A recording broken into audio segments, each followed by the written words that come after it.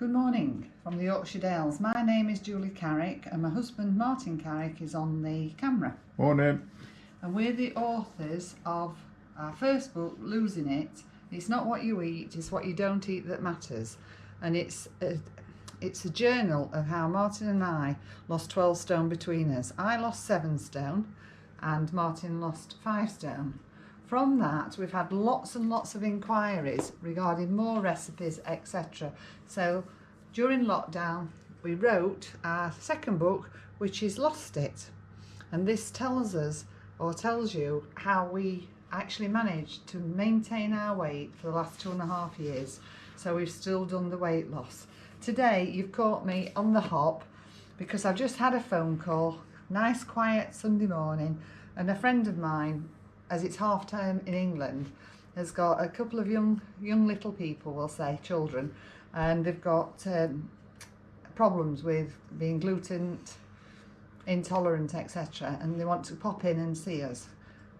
Obviously they're my friend's grandchildren. So today I've whipped up a recipe which is gluten-free, and it's going to make some brownie gluten-free cookies. And what I've got in here is I've used almond flour, I've used some unsalted butter, I've used some cacao, organic stevia, an egg, some chocolate. I've used 85% chocolate because I know their children like it, some baking powder, and I always sweeten it with triple zero stevia. I can't get my teeth in this morning. That's easy for you to say.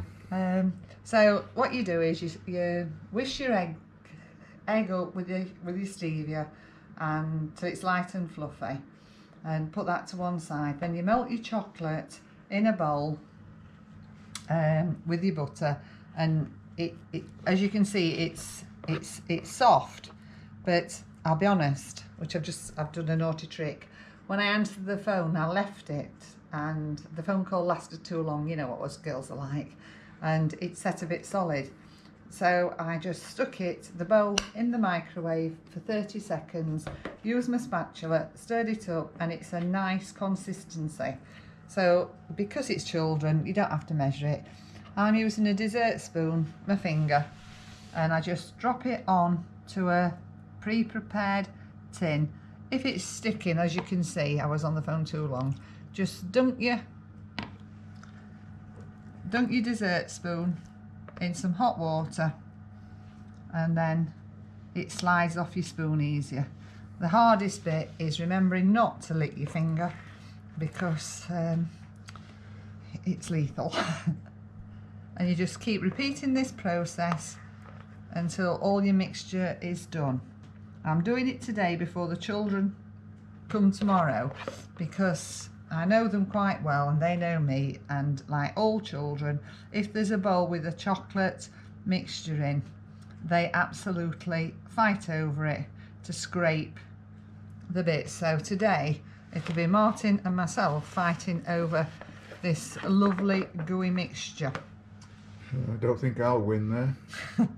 By the way, this black sheet on here is a silicone baking sheets that you can line your trays, and you don't need to have any flour or grease, and it stops things from sticking into your baking tray.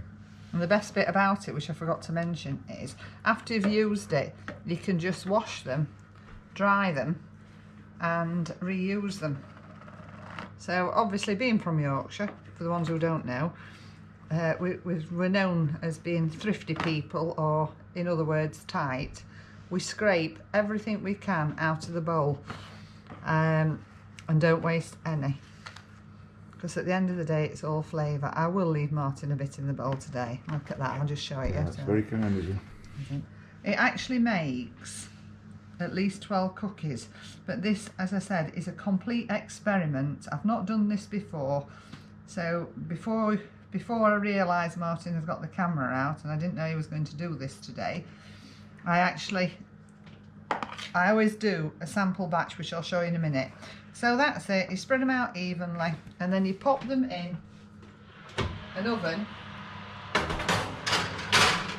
I put ours on 160 degrees Fahrenheit, and You time it for about 10 to 12 minutes.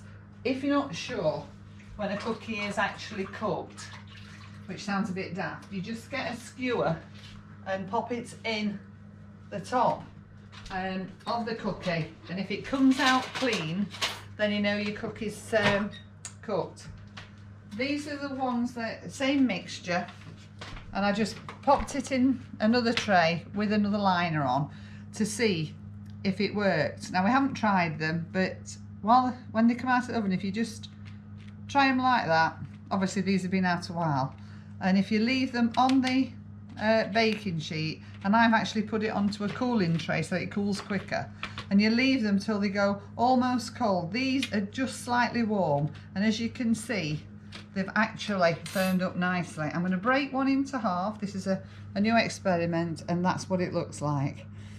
This is not in either book, this recipe. However, the basic recipe for chocolate orange brownie cake is the same, but I haven't put any orange essence into it. So if you've enjoyed doing that, or enjoyed watching me doing that, if anybody's interested in following us, I'm going to pass these details over to Martin because he's caught me on the hop and I can't remember them. Yeah, our email is juliamartinlosing@gmail.com, and you can order both our books from us. They will be signed, and you can buy both books for £25, or the first one is £12.99 if you want them on their own, and the second one is £16.99. Also, if you enjoyed this video, you can just click on the subscribe button on YouTube and hit the notification bell at the side to get further information. Back to Julie. Yeah, the thing that we forgot to tell you is our book is being launched on Friday the 6th of November, and the pre-launch book, if you want to order it from us, will only be £15 plus postage and package, and both books, as Martin said, will be £25, and they're a great Christmas stocking filler. So thanks very much for your time. Hope to see you soon. Bye. Bye.